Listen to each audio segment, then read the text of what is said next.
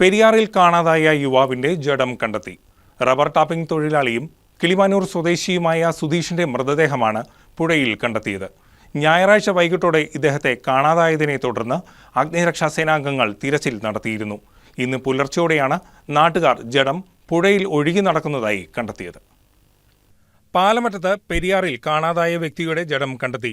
തിരുവനന്തപുരം കിളിമാനൂർ സ്വദേശി സുധീഷ് എന്ന ചെറുപ്പക്കാരന്റെ മൃതദേഹമാണ് പുഴയിൽ ഉയർന്നു വന്ന നിലയിൽ കണ്ടെത്തിയത്. ഞായറാഴ്ച വൈകിട്ടോടെ പുഴയിൽ കാണാതായതിനെ തുടർന്ന് തിരച്ചിൽ നടത്തിയിരുന്നു. ഇന്ന് പുലർച്ചെയോടെയാണ് പാലമറ്റം കാളക്കടവിന് സമീപത്തായി ജഡം പൊങ്ങി വന്ന നിലയിൽ നാട്ടുകാർ കണ്ടെത്തിയത്. തുടർന്ന് പുഴയോരത്തേക്ക് അടുപ്പിക്കുകയായിരുന്നു. ഭൂതത്താൻകെട്ട് ഡാമിന്റെ ഷട്ടറുകൾ താഴ്ത്തി ഒഴുക്ക് നിയന്ത്രിച്ചിരുന്നതിനാൽ ജഡം ഒഴുകിപ്പോകാതെ നിൽക്കുകയായിരുന്നു. പാലമറ്റത്തുള്ള സ്വകാര്യ റബ്ബർ എസ്റ്റേറ്റിൽ ടാപ്പിംഗ് തൊഴിലാളിയായിരുന്ന ഇദ്ദേഹത്തെ കാണാതായതിനെ തുടർന്ന് കോതമംഗലം അഗ്നിരക്ഷാസേന ഊർജിതമായി തിരച്ചിൽ നടത്തിയിരുന്നു. ഏറെ വൈകിയും തെരച്ചിൽ തുടർന്നെങ്കിലും കണ്ടെത്താനായിരുന്നില്ല.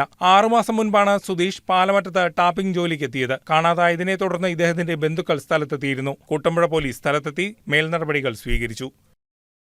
News desk KCV news.